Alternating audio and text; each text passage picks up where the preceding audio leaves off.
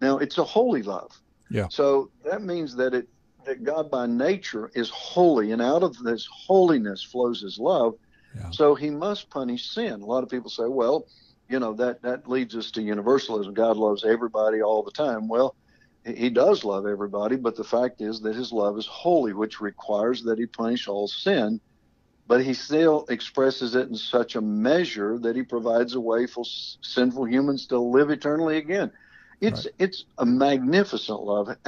It would be a question, how could God call on man to love with a character and quality that he did not himself express? Right. Yep.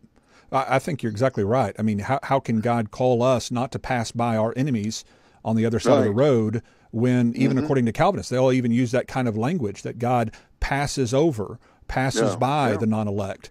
And it just seems like almost a hypocritical way of teaching to say, I am going to pass by all my enemies, but you're Mm-hmm. supposed to stop and help yours.